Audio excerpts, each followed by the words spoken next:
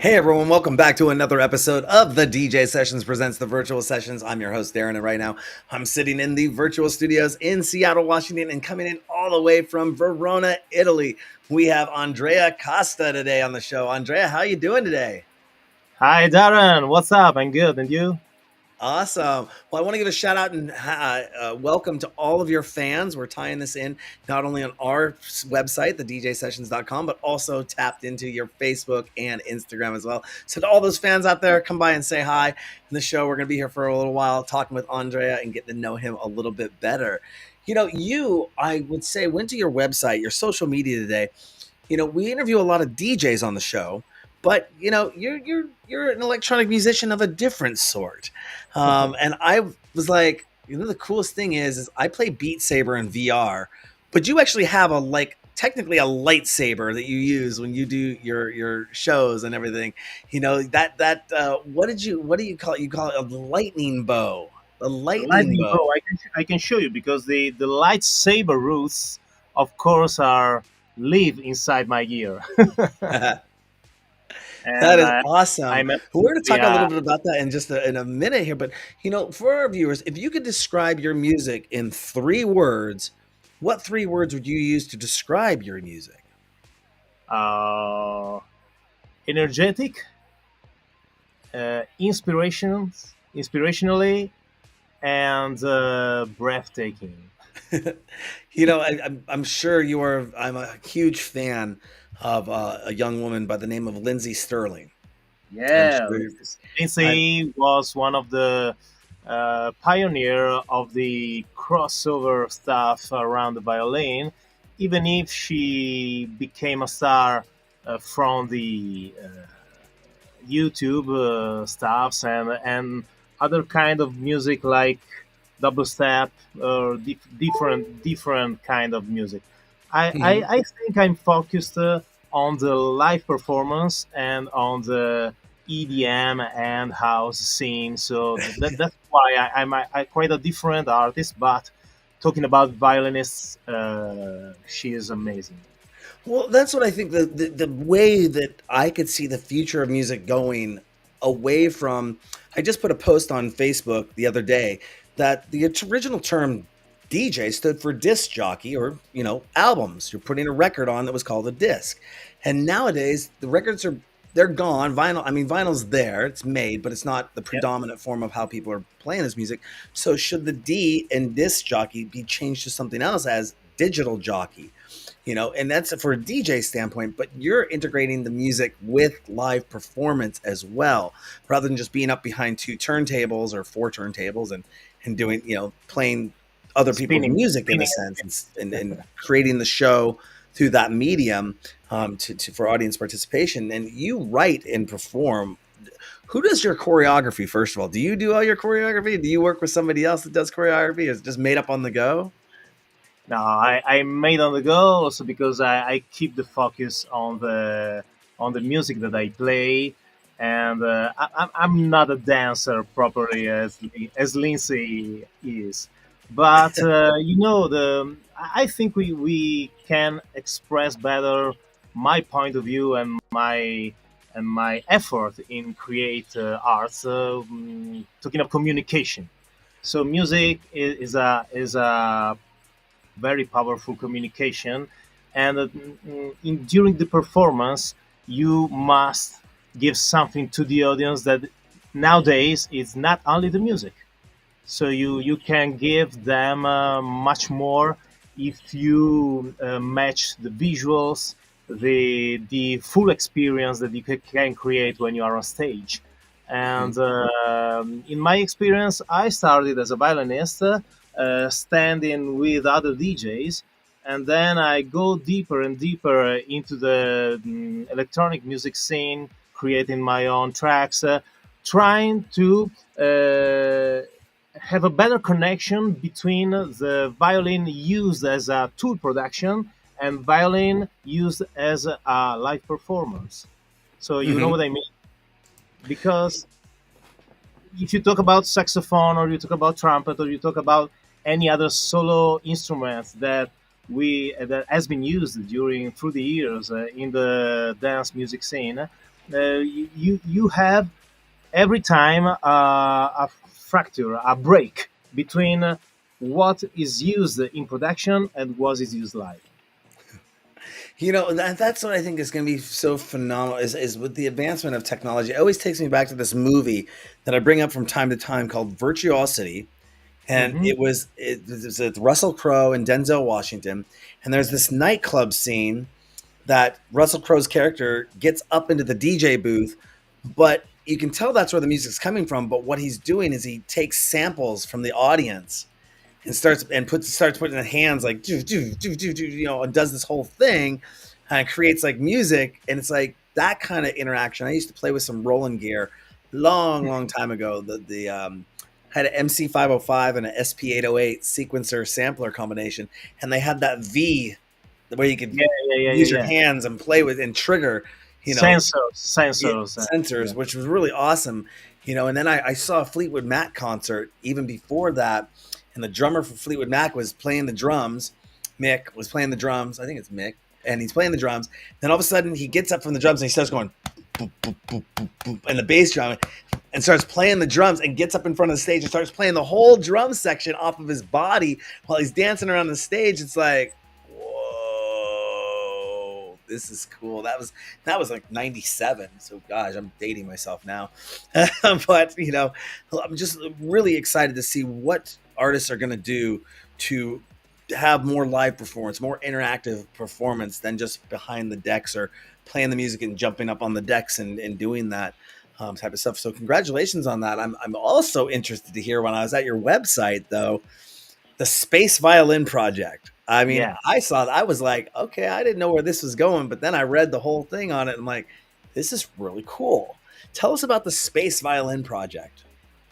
Yeah, the Space Violin project was started in 2017, so 8 years ago, after a long creative path with my team. Because nowadays, those days, I had a couple of guys that worked with me, but nowadays we are seventh in the team, so we are seven guys that follow me from social media to management and production and video and content creation. So a lot of guys that are involved in the process.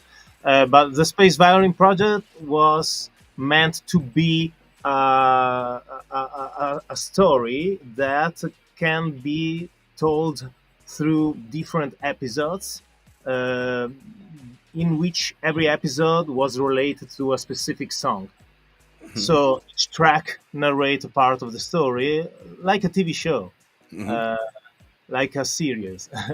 I saw myself as a musician in the future in 2235 that travel through the universe to save the planet with the energy and the power of the music as well. Because after a technological revolution where the machines take the role, uh, um, the man lost his knowledge of feelings and empathic. Is it correct? Mm-hmm. Mm-hmm. Empathic possibilities to get in connection with other humans, and the only way to save the planet is to send a musician that keeps in the music this whole humanity to the universe Mm-hmm. and back. Now I see that right now there's 3 chapters, or are there more? I see Double Sun, Black Yeah, Hole, and that Warp was it. Yeah. 6.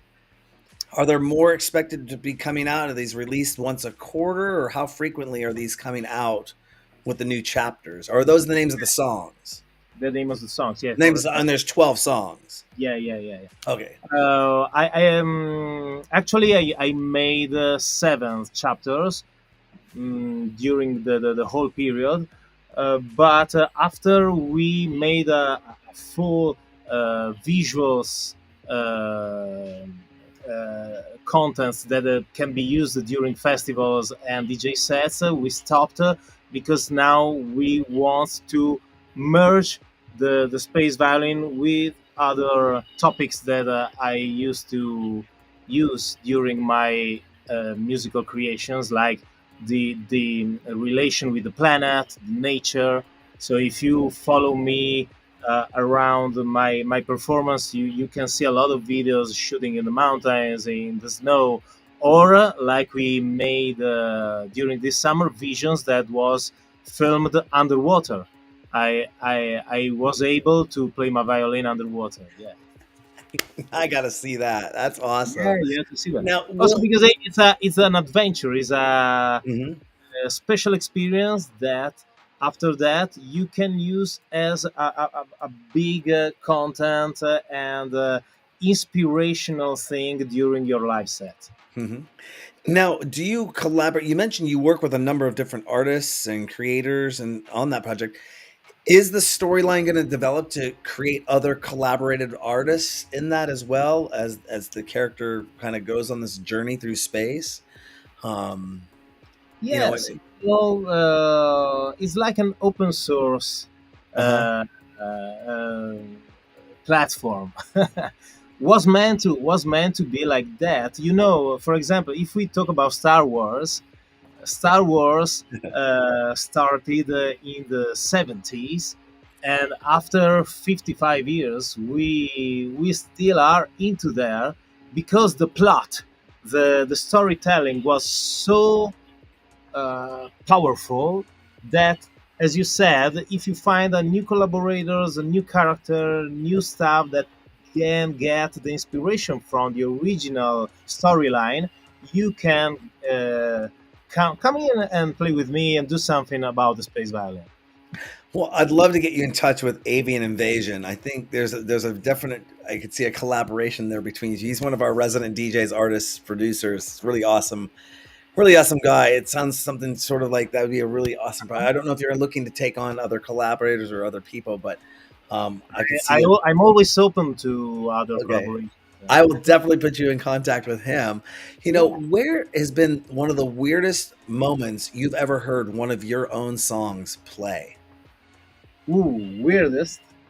Mm, uh, few weeks ago, a guy tagged me in an Instagram story playing "Away to Space." That is a song of mine from the last year. Going through riding his motorbike during a race. Yeah, not Okay. a motorbike, free going roaming around, but in the circuit. Yeah. Yeah, I can't understand how, but with his GoPro in the circuit during the race, listen to my music to keep him motivated. Nice, nice. Very nice. It's always interesting to see how other people view other artists' songs or how they use them or how they make them feel, and how they share those experiences. And I guess that would be an honor if somebody's using your track to say, "This is what's keeping me up and running," keeping the gas in the engine per se, of helping me win the race. That's awesome. And you play so many shows per year, 200 shows. Is that right? 200 shows per year? 200, Yeah, 200 concerts in over 32 nations. yeah, I mean, this yeah, is yeah. like, what? It's a lot of work now. From this year to the future, we are trying to concentrate the tour because I want to produce more music, and also this brand new studio means a lot for me because it's the place where I want to develop a new chapter of my career. But from the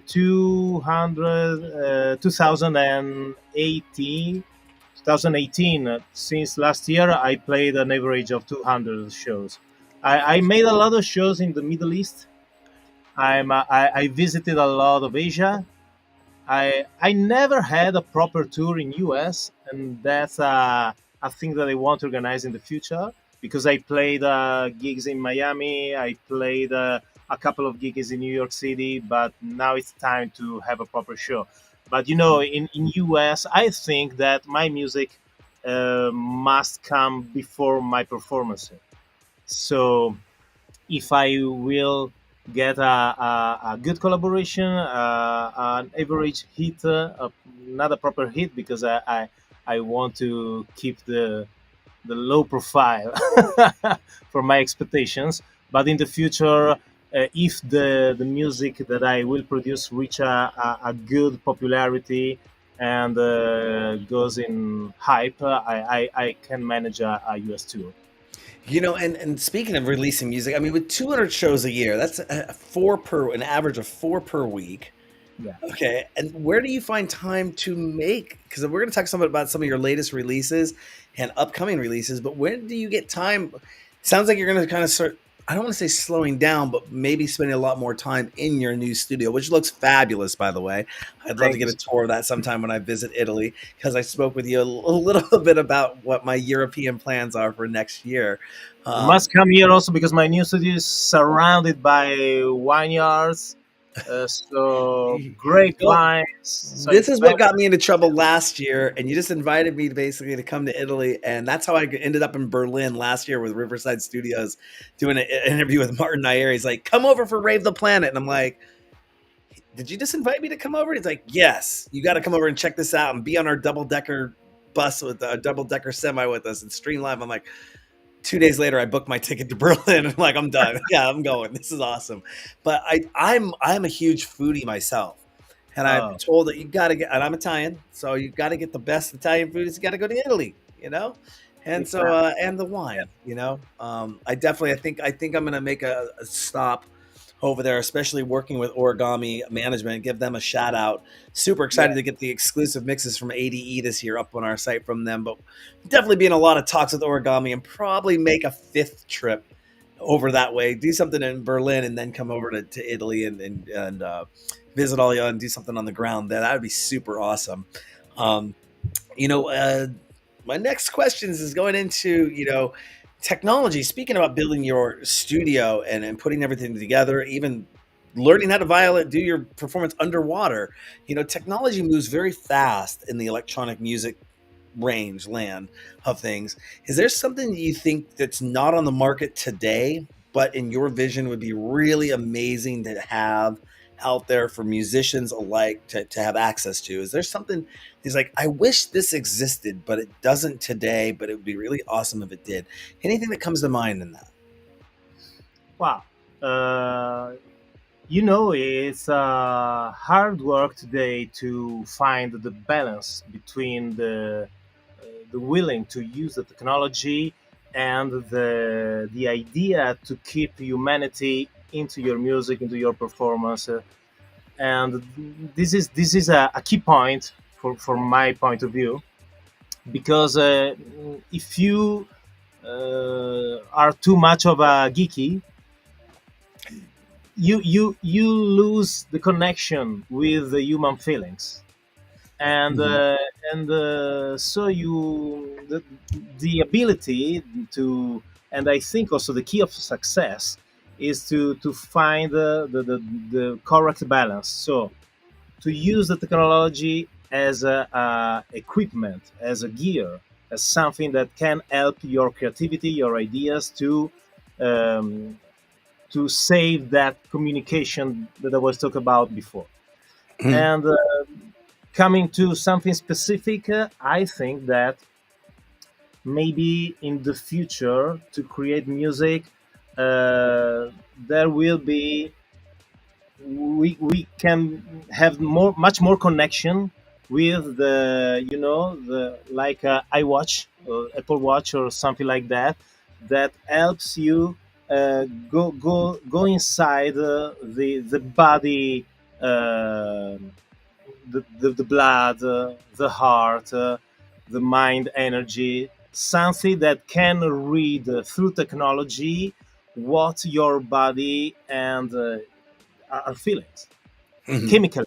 Chemically, you Mhm. know what I It's interesting you bring that up. I was just reading an article, and I've seen it come up from time to time about how our ears can only hear a certain frequency range, our eyes can only see a certain frequency range, But there's a bunch of stuff going on at all times that we just are cannot see or cannot hear, and to have something tune in like that, to that body rhythm, I almost would say what you're calling it, that Yes, something like biometric, that. The would body be. electricity, body rhythm, and Mhm, as an artist, you don't have to lose the art's point of view. That means to read these data. mhm, You, we are not technicians. We are not. Of course, we are sound engineering. We are producers. We have skills in the tech area, but we don't have to lose the connection to what our arts and our music must be as an inspiration for audience and for our communities. mhm. I'm sure that is one of the key focal points of your releases, your tracks that come out. Um, have you ever looked at doing anything and working with like a haptic speaker system or something where people could, instead of like having big speakers, but I work with silent disco technology, if you're familiar with that.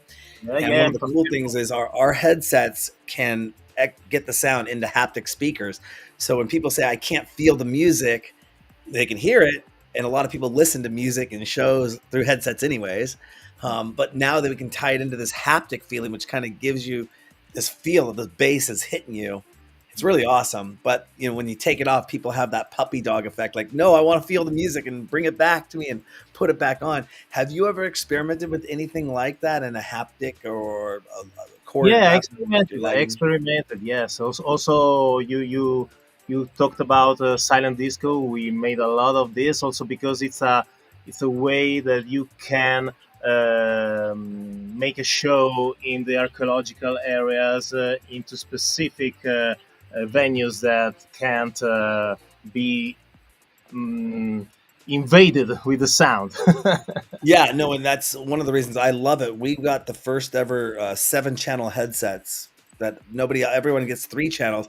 I wanted to go bigger and get 7 channel headsets. And we're super excited to start some series coming up and Hmm. different ideas outside of the realm of just doing. We're trying to brand away from silent disco and go more towards silent events, is what we want to call what we do, because there's so many different uses for them. And like you said, especially in noise restricted areas, people are still going to hear that music, but being able to tie it in with the haptics and they Yeah. still be able to feel it without having to have subwoofers and RAID arrays and all the stuff that goes into doing the stage performance audio. It's just really cool. Plus, I'm a big, like I mentioned earlier, a big foodie myself. One of my Ah, favorite things is a really great all you can eat bar.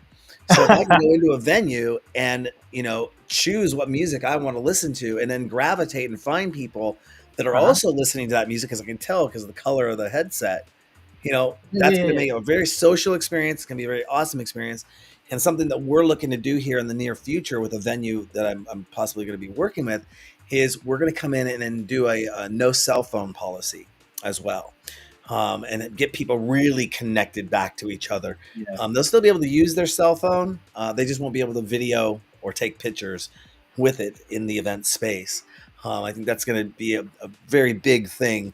It's not just a one-off or a test. It's pretty much almost every event that we're going to be doing is going to be your cell phone goes into a bag, and it doesn't, unless you exit the place, then we snip the lock and you can go out and use it.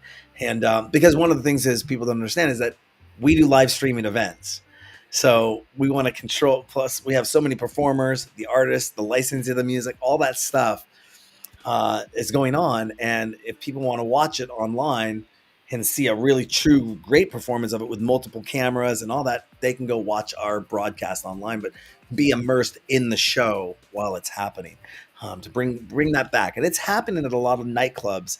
You see the news stories popping up saying no cell phones on the dance floor. I was in Berlin last year and they put stickers on both sides of my phone. And I was like, that's really cool. And I could tell it was a standard. They did that there. It wasn't, we're Yeah, doing yeah. this just for these artists. So that's kind of really cool there. About your releases though, what's your latest release that you have that just came out? Did you have something just recently come out? I released a song that was doing quite well. It's doing quite well as well nowadays. Was called Visions, and was released in August. And the video reached more than 1 million views on YouTube, and also as streams was good, around a half million. And but out of numbers, I'm really happy with the sounds we had on Visions. Also, David Guetta put into his radio show and performed on the Universe Club in Ibiza. So because with these Visions and with A Way to Space, also with Synthesize, that it's another recent track of mine. I tried to get the soundtrack vibe into the melodic techno with a tech house feel together. So it's an experiment, but it's a perimeter of sounds that I want to use for next upcoming releases. Now I have a free ideas that are promoted with big labels all over the world, and I think that before the end of 2025 we are going to release a big track. Nice. And now you also have an Italian tour that you're working on top of all this as well, right? Yeah. And so tell us about that tour. And is that taking themes from your current theme, or is it elaborating and doing something, a whole new setup, new stuff? People are going to see a bunch of new things on that tour. The Italian tour was good because the name was Visions. That's Okay. why we focused on a track with the same name of the tour. And Visions was packed with the whole space violin experience and other contents. But with was the biggest production I made in my career. We had 50 meters, 15, sorry, 50 was too much, 15 meters high LED walls, like a pyramid of walls, of LED walls, with very, very, very nice light designs, and a lot of guests, other DJs that reached me on stage. We made in 15, no, 16 day, 2 days during this summer in big venues. And you played many different festivals, obviously, in festivals, concerts, events. Do you have, and I know this is kind of a loaded question, you better know what this is coming up to be, is do you have a favorite one or one that really has stuck out in your mind that's like, I really love playing here, or I love this environment, just, or you wanted to play somewhere and finally got to play? Has there been anything like that that you've said, I, because you're going to keep climbing this ladder, Yeah, but of course. what's, the next goal? But have you hit that? This was my best. I always wanted to do this place. Is there something that sticks out? Yeah, for example, 2 years ago, I played in Circus Maximum, Circo Maximo in Rome, in front of 90,000 people for the opening of Vasco Rossi. That was Vasco Rossi is the biggest rock star in Italy, and every year now it's 70 years old. Every year he performed 10 15 concerts in the biggest Italian stadium, and it's like a mass, with all his fandom, full packed, and they adore him. I'm a Vasco's fan too, but to image to be the one who opened this concert with a different music, with a different set, in that specific place that surrounded by history, by the ancient Rome, and the, the sunset on my left side that coming down was an amazing experience. And I think I can um, parallel it with another experience that I have before COVID in Athens, in the stadium where I played during the Holy Color Festival. And also there was 60, 70,000 people in the Olympic Stadium in Athens, and I had an incredible experience there too. David You know, Morales was David Morales was there that day. Dave, yeah, I think I think I've had Dave on the show before. He's awesome. Have you interviewed him? I think let me check really quick here. I think so. I Maybe in thought the I had 90s. had Dave on the show No, before. I I'm swear joking. I've had him on the show before. Okay, Um, no, I think he's based in Italy or close to yeah. now. The last few years. Um, By the way, MOR. David is one of the big name in the house music scene, and I studied his style and his point of view since I was a young musician interested in the electronic music. Mm-hmm. No, I thought I had Morales on the show before. Oh well, maybe I haven't. I'll have to reach out to him. Awesome guy. We'll figure that one out. But have you ever gotten scared when playing an event? I mean, have you like when you went and played the Circus Maximus? It's like 90,000 people. What could Yeah, go wrong? Or did anything ever go wrong? And like, oh, how did I recuperate from that? You know? yeah, a lot of things happened during my career, but I'm a lucky guy because I was created step by step by myself. So I started singing in the very uh, uh, tiny clubs around Italy when I was young, around 20. I was singing and play piano, so completely different musical environment and kind of performances. But I started with the violin when I was 5, when I was a child. Okay. So during this mm, early part of career, I used to bring the violin sometimes, making a solo, trying to sculpt the sound into that kind of performances. And the funny things was that during the early 2000s in Italy, the live club was um, mm, another part of the disco. So you had the main room and then a live club. So I was able to do my show and then go run to the other room, go with the DJ, listen to the music, ask him, "Can I play the violin with you a little bit?" No. Okay, I come tomorrow. Can I play with you?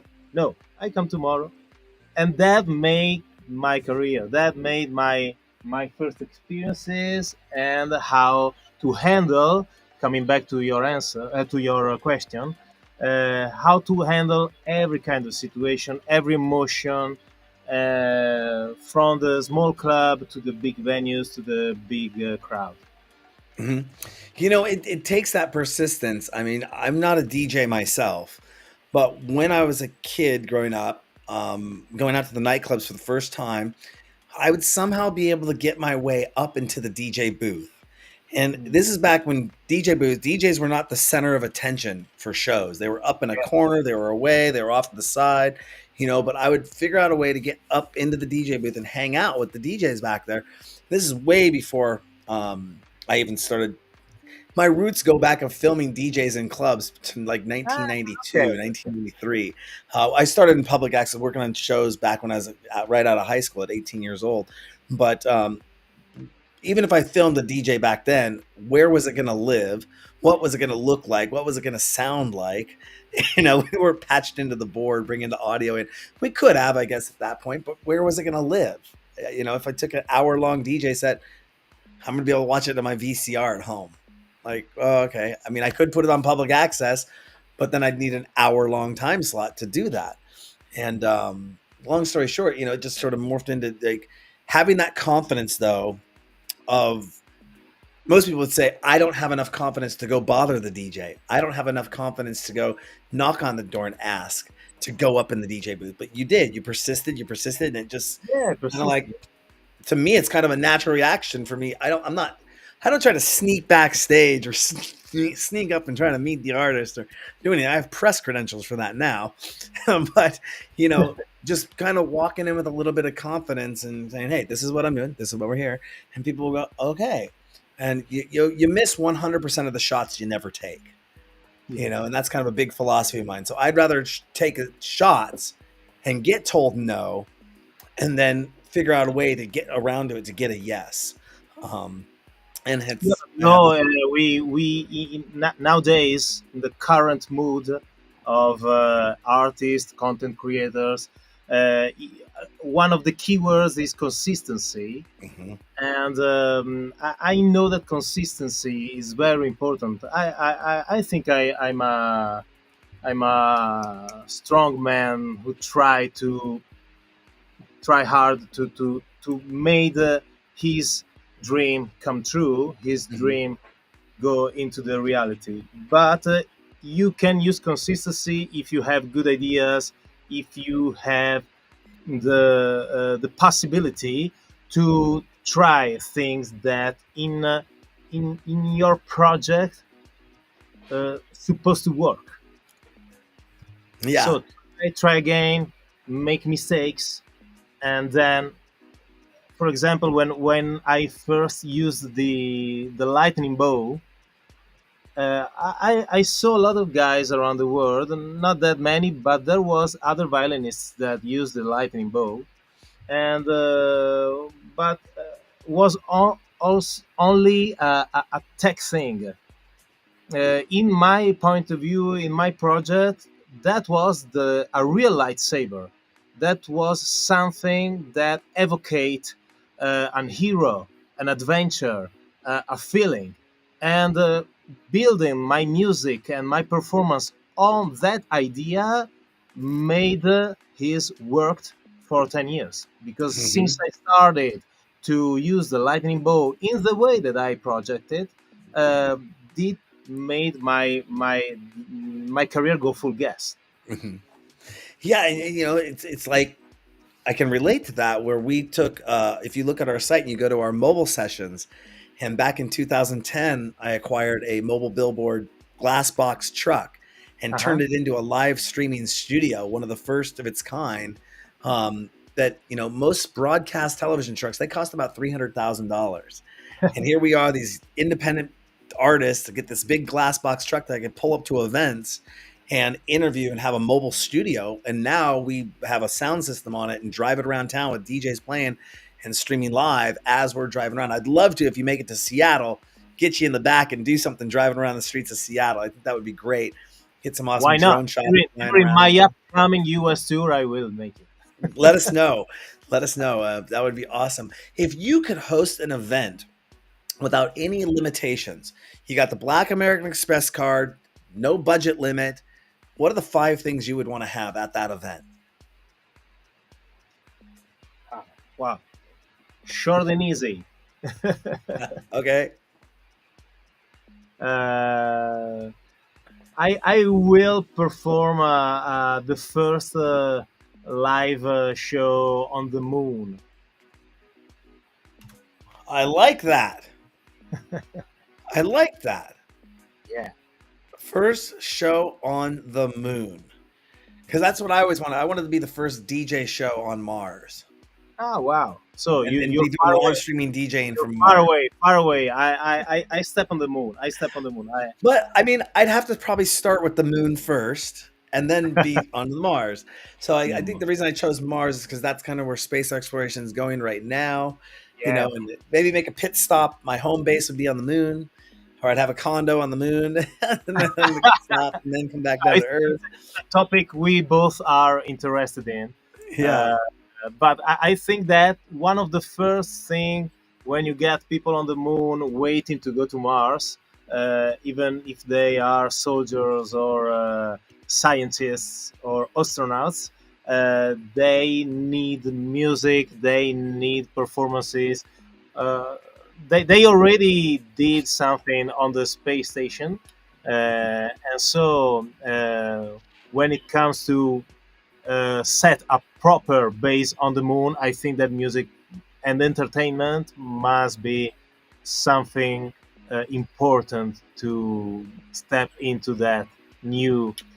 Uh, uh, I don't have the word new avant-post Frontier.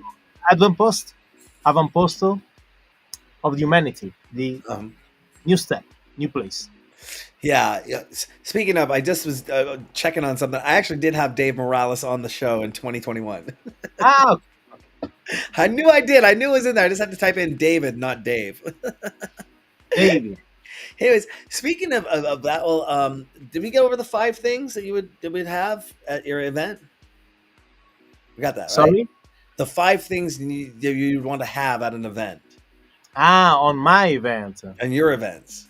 That I want to, or that I have, or that I need to have. You'd like to have if budget was not a limit Ah, budget not limit. Ah, okay, before to go to the moon. So before going to the moon. Yeah, so the moon okay, is the budget. Okay, okay, okay, okay. that's one. That's one thing. An event on the moon. What would you have at that event on the moon? Okay, so the best sound system because as you said previously, I want people feel the music in their chest, in their belly, in their head, everywhere. So it doesn't mean the louder, but it means the best sound system because the science now can create a very specific and unbelievable sounds to be heard from ears to the entire body. Mhm. First, second, the best 10 DJs of the world play with me because I don't want to be alone on stage. I love collaborations and I love to have a triangle between me, other artists, and the crowd. So this energy circuit, as I call it, must be running and running and running and flowing. Third thing, uh, of course, one of the best stage artists to set an incredible venue. Fourth, the videographer, as you made in the 90s with your VCR things. No, I'm not joking because to have people with the right eye, with the right point of view, that filming you and telling your story, understand what you want to put on stage is the best way. Again, like I said before, if you have a too tech oriented point of view, you can't get the emotion, you can't get the feelings and the humanity that must be the, the the base of your success of your music. Mhm. And five, last but not least, my wife backstage There you go. every time. You're not getting in trouble now. You had five things and I wasn't one of them. Awesome.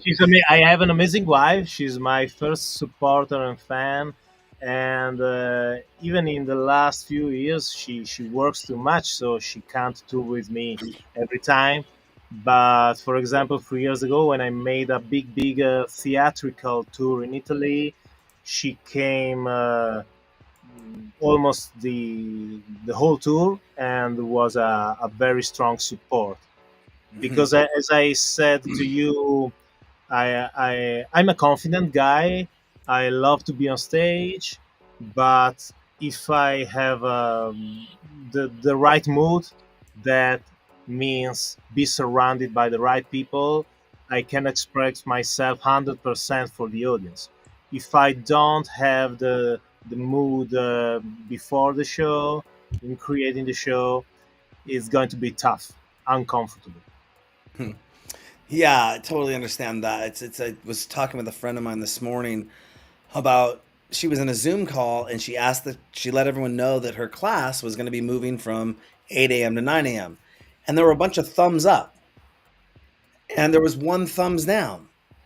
I went, Well, that's kind of rude. You know, she didn't ask for their approval, but I was explaining to her I was doing a show, just like one of our live interviews, and I didn't know a lot about the artist that I was interviewing. And one of their viewers came in the chat room and kind of was like, "Does this guy even know who they are?" And I'm watching that because you know how fast the chat room can blow up.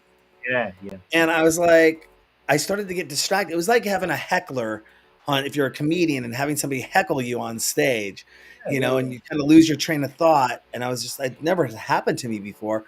And you got to kind of pick up your pieces because you got to get back to that level of comfortability of what you were saying of having it a stress free show. Although every performance people think what I do this for a living, it's easy. I'm not acting, but I am cognitively interacting, doing something like I'm running a show. So, it takes the pressure, and to have the lowest amount of pressure you can have is better. And it's going to make the overall performance come along as well. That leads right into one of my next questions. What is one of the most difficult things for you to deal with when you're on tour? 200 shows a year. I mean, that's one, two, three, four a week average of 4 a week. What is the most difficult thing to deal with when you're on tour? Wow, the most difficult thing I think is to uh, don't be overwhelmed by stimulations, because every place you go, every audience you get, every promoter, every driver, everyone you meet. I'm a curious guy, so it's a new thing in your life that deserve its moment of attention, its moment of focus. So when you are travel too much, like I do, it's not that easy to keep your mm, to keep the attention of everything that's happening around you. And Mhm. but you must keep your attention, because I don't like the artist, maybe bigger than me, that has a close circle of road manager, different people that keeps the bell on them. You know what I mean? Mhm. In Mhm. Italy, we say the crystal bell, The Cooper Bell? campana di vetro, the crystal bell, the glass bell. Oh, gotcha, Crystal Bell, yeah. Yeah, Yeah, something. I was talking with somebody recently, and they talked about the dopamine effect, that 1 minute you could be playing in front of tens of thousands of people, the next 2 hours later, you're at an airport sitting there by yourself.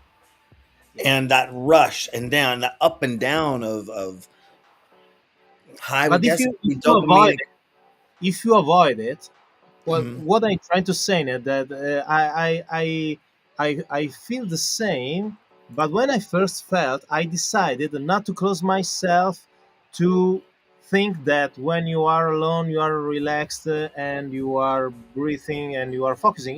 It's not every time like this, but if you can keep your curiosity to every human you're going to meet around the world, this mm, can balance the dopamine effect. And do you take time after your shows to engage with your fans? Is that Yeah. something that's in your normal repertoire? What's the nicest thing a fan has ever said to you that really sticks out? I know there's been tens of thousands of people, but is there any one thing that maybe sticks out, or has they given you, or is like a token, or they're your biggest fan? I have a lot of fans. I remember a sport girl, a very famous Italian sport girl from the national team, that was a fan of mine before to go to the Olympics, and she follows my music. And I remember that I was treating her well even 6 years ago when she was no one. And when she came 2 years ago to a concert after the Tokyo Olympic Games, she came in the backstage, and during the meet and greet, and she thanks me for the motivation that she pulled out of my music. And Nice. and of course, I used to be a sportsman before the musical career because I used to be a skier. That's why I love the mountains. I love the snow. I perform a lot in the Alps during the winter time. And I remember the music that I was listening to during when I was a teen, when I was dreaming to go to the Olympics, and so this mirror effect to that girl experience moved me a lot. And you mentioned that's an awesome story. That is, it's to see somebody to grow along with somebody and watch them. You're nice to them here, and then you don't realize where they might have been going, or they may have said, "This is where I'm going with my life," and you kept that moving on, and almost a friendship built there, a camaraderie built there. That's awesome.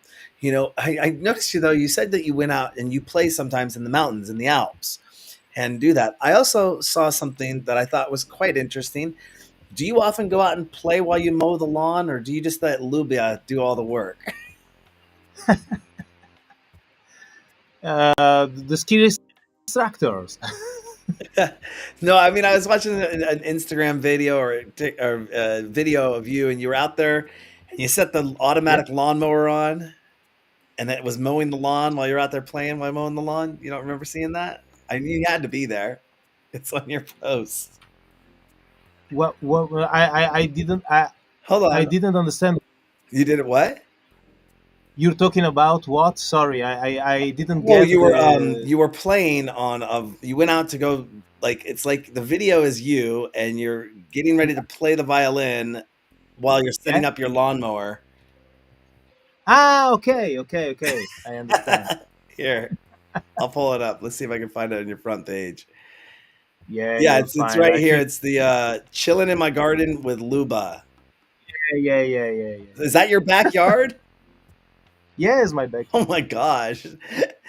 So was this for a commercial, or was this like something you just like, oh, I'm gonna go out, I'm gonna activate the lawnmower and get ready It's a half and a half. that's It's my idea. It's my idea, but I, I, mm, I used to spend time in my garden. So the guy the company who produced the limelight sent out to me, and I try to make something funny with it. But it's real. I play and I practice in my garden. that's kind of like a what do they call them? What's the vacuum cleaners that run around? The food. I should know the name of these things.